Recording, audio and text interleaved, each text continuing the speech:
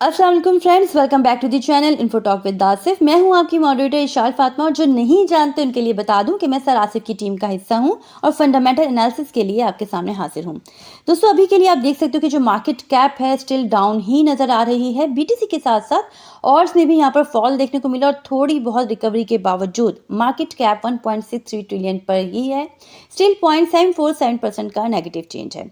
अगर पिछले 24 घंटे को देखा जाए तो बीटीसी के प्राइस का हाई रहा $43,745 और लो रहा $41,884, यानी तकरीबन $2,000 के करीब हमें रिट्रेसमेंट देखने को मिली है बीटीसी के प्राइस में।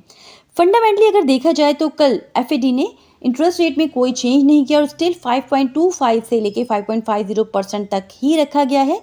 न्यूट्रल अपडेट थी, एक्सपेक्टेशंस भी यही थी, बट लास्ट वीडियो में ऑलरेडी मैंने आपको सारा सिनेरियो समझाया था कि डिसीजन के बाद जो पावेल की स्पीच होती है ना, उसे फोकस करना होता है क्योंकि इसका जो इम्पैक्ट है वो भी पड़ता है मार्केट पर। कोई भी नेगेटिव अपडेट, कोई भी नेगेटिव कमेंट जो है वो मार्केट को, तमाम फाइनेंशियल मार्केट्स को ट्रिगर कर सकता है। तो कल काफी सारे लोग यहाँ पर होपफुल थे कि फेडरल रिजर्व शायद मार्च के लिए इंटरेस्ट रेट कट कर देगी। देखिए, कट रेट्स का सीधा इम्पैक्ट होता है तमाम फाइनेंशियल मार्केट्स पर। रेट कट का मतलब इंटरेस्ट रेट में कमी आएगी तो लोन सस्ते होंगे, मार्केट में लिक्विडिटी बढ़ेगी। तो सबसे पहले जितनी भी स्पेकुलेटिव एसेट क्लास होती हैं, चाहे वो स्टॉक्स हों, चाहे वो क्रिप्टोज हों, गोल्ड हो, उन सब में इंक्रीज देखने को मिल पाएगा। तो कल की स्पीच के मुताबिक इन्फ्लेशन रेट जिसे वो 2% के अंदर लाना चाहते हैं वो नहीं आ सका। तो फिलहाल वो इतने कॉन्फिडेंट नहीं हैं कि मार्च में रेट्स को कट कर सकें। तो अब यहाँ पर क्या हुआ कि तमाम फाइनेंशियल मार्केट ने इस अपडेट पर रिएक्ट किया और इसके चलते क्रिप्टो मार्केट में भी हमें रिजेक्शन देखने को मिली।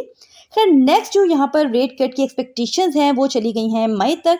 तो यहाँ पर यूं लगता है कि एक तरह से कोइंसिडेंट है कि इस साल में हमें एक तो बीटीसी स्पॉट ईटीएफ का अप्रूवल भी देखने को मिला, नेक्स्ट बीटीसी हाविंग भी है, और उसके बाद अगर मई में कट रेट्स आते हैं तो वो जो है एक बहुत ही बुलिश रहेगा मार्केट के लिए। और यही रीजंस है कि बहुत से एक्सपर्ट्स, चाहे वो स्टैंडर्ड चार्टर्ड बैंक हो, एसेट इन्वेस्टर्स हों या फिर एनालिस्ट हों, वो सब के सब 2024 में बीटीसी के लिए काफ़ी बुलिश हैं। फिलहाल हम देख लेते हैं कि फरवरी का जो मंथ है हिस्टोरिकली कैसा रहा है बीटीसी की प्राइस रिटर्न्स को लेके। सबसे पहले तो इस चार्ट में आप देख सकते हो कि जनवरी मंथ जो है वो पॉजिटिव क्लोज हुआ है, जबकि एक्सपेक्टेशंस थी कि ये जो क्लोजिंग है ये रेड में भी हो सकती है। ऑल्दो बहुत माइनर सा यहाँ पे रिटर्न है, बल्कि अगर ये डंप देखने को ना मिला होता तो हो सकता था कि ये जो फिगर है थोड़ा सा हाई होता, बट खैर नेगेटिव होने से बेहतर है कि पॉजिटिव होना। जी, तो हिस्ट्री को देखा जाए तो सबसे ज्यादा जो मंथ पॉजिटिव रहे हैं बीटीसी की प्राइस रिटर्न्स को लेके, उसमें तो एक है अक्टूबर का मंथ और दूसरा जो मंथ हमारे सामने है वो है फरवरी का। 2013 से अगर आप देखो तो सिर्फ 2 बार ही हमें रेड में क्लोजिंग मिली है, अदरवाइज ये पॉजिटिव ही रहा है बीटीसी के प्राइस रिटर्न्स को लेके। सो हिस्ट्री के चलते फिलहाल यही एक्सपेक्टेशंस हैं कि ये मंथ भी हमें पॉजिटिव देखने को मिल सकता है। बाकी हेल्दी रिट्रेसमेंट की अगर बात की जाए तो वो पार्ट ही है ट्रेडिंग का। दोस्तों, दूसरी बड़ी अपडेट आई कल रिपल की ब्लॉकचेन को लेके कि रिपल की जो ब्लॉकचेन है वो हैक हो गई है, जहां पर 213 मिलियन एक्सआरपी जो है वो हैक हो चुके हैं। उन्हें 8 डिफरेंट एक्सचेंजेस पर सेंड कर दिया गया है और उसके बाद एक्सआरपी के अंदर 5% का डंप भी देखने को मिला। फिलहाल देखा जाए तो एक्सआरपी जो है वो स्टेबल दिखाई दे रहा है। तो इतने बड़े हैक के बाद, इतने बड़े फट के बाद एक्सआरपी होल्डिंग को लेकर क्या करना चाहिए? तो किसी भी स्टेप से पहले आपको सब चीजें जो है वो मालूम होनी चाहिए। लेकिन आगे बढ़ने से पहले हमेशा की तरह आपसे रिक्वेस्ट है, वीडियो पसंद आ जाए तो वीडियो को लाइक एंड चैनल पर नए हैं तो चैनल को सब्सक्राइब करना हरगिज भी मत भूलिएगा। तो हुआ कुछ यूं कि कल यहाँ पर जैक एक्स बीटी ने ट्वीट किया कि एक्सआरपी पर हैकिंग अटैक हुआ है और इसे लेकर अबाउट 230 मिलियन एक्सआरपी चोरी हुए हैं, जिसकी वर्थ बनती है $112.5 मिलियन और इनको अलग अलग एक्सचेंजेस पर इंक्लूडिंग बाइनेंस, ओकेक्स और ट्रैकन जो है सेंड कर दिया गया है। अब देखा जाए तो ब्लॉकचेन का हैक हो जाना कोई छोटी बात तो है नहीं, लेकिन इस पोस्ट के फौरन बाद रिपल के को फाउंडर क्रिस ने रिस्पॉन्स दिया और कहा कि रिपल वॉलेट कॉम्प्रोमाइज नहीं हुआ, बल्कि मेरे खुद के कुछ पर्सनल एक्सआरपी अकाउंट्स तक अनऑथराइज एक्सेस हुई है और जल्दी सब पर काबू पा लिया गया है। एक्सचेंजेस को भी इफेक्टेड एड्रेसेस जो हैं वो फ्रीज करने के लिए नोटिफाई कर दिया गया है। लॉ इन्फोर्समेंट भी जो है ऑलरेडी इन्वॉल्व हो चुकी है। उसके बाद मजीद कहा कि भाई रिपल वॉलेट सिक्योर है और कभी भी कॉम्प्रोमाइज नहीं हुआ। फर्दर इन स्टोलन वॉलेट्स को फ्रीज कर दिया गया है और जल्द ही फंड्स भी रिकवर कर लिए जाएंगे। उसके बाद रिपल की सीईओ की तरफ से भी तसल्ली आ जाती है कि सब कुछ जो था एक इरिस्पॉन्सिबल स्पेकुलेशन थी, रिपल मैनेज वॉलेट जो है वो कॉम्प्रोमाइज नहीं हुए।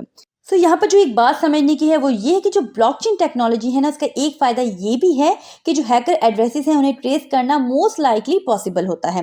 देखिए फ़िलहाल लॉन्ग टर्म होल्डिंग की जहाँ तक बात है एक्सआरपी को लेके, तो मामला जो है वो स्टेबल ही नज़र आ रहे हैं।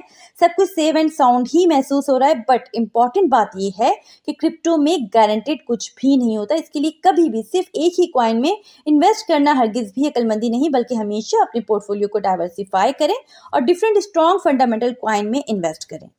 दोस्तों एफटीएक्स कोलैप्स की वजह से जिन्होंने सफ़र किया था उनके लिए भाई बहुत बड़ी गुड न्यूज़ है कि एक्सचेंज की तरफ से ये प्लान शो किया गया है कि कस्टमर्स को 100% मनी जो है वो वापस मिल जाएगी।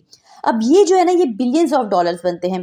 दोस्तों एफटीएक्स के जो लॉयर है उसने जज को ये बताया कि गारंटी नहीं है कि 100% वापस हो जाएगा, बट हमारा मकसद यही है और हमें यकीन है कि जो हमने स्ट्रेटजी बनाई है उसे लेकर ये मकसद हासिल भी हो जाएगा।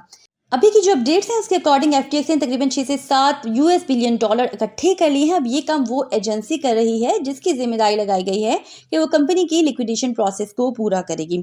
ये जो पेमेंट होगी वो नवंबर 2022 के अकॉर्डिंग होगी, जब बीटीसी तकरीबन था अबाउट $18,000 पर। मतलब आज के रेट्स के मुताबिक रिटर्न्स नहीं होंगे, बट ये अच्छा है क्योंकि कहीं ना कहीं जो इन्वेस्टर्स थे ना वो उम्मीद ही छोड़ चुके थे कि उन्हें उनकी जो पैसा है वो वापस मिलेगा, और इस तरह का जो रिटर्न है ना वो कहीं न कहीं क्रिप्टो को भी स्ट्रेंथ देगा कि भई सब कुछ ही हवा में नहीं चला जाता, समटाइम्स वापस भी आ जाता है अगर इस तरह का कोई इंसिडेंट हो जाए तो। सो फ्रेंड्स आज के लिए इतना ही। आई होप कि वीडियो आपके लिए खासी इन्फॉर्मेटिव रही होगी। अगर तो ऐसा है तो वीडियो को लाइक करने में आपने कंजूसी नहीं दिखानी, साथ ही साथ अपना फीडबैक ज़रूर दे दिया करें कमेंट्स के थ्रू, इसका हमें खासा इंतज़ार रहता है। अगर हमारे चैनल पर नए हैं तो चैनल को सब्सक्राइब ज़रूर कर लीजिएगा, बेल आइकन को प्रेस कर लीजिएगा ताकि आने वाली कोई भी इंपॉर्टेंट अपडेट आपसे मिस ना हो पाए। अपना बहुत ख्याल रखिएगा। Take care. अल्लाह हाफ़िज़।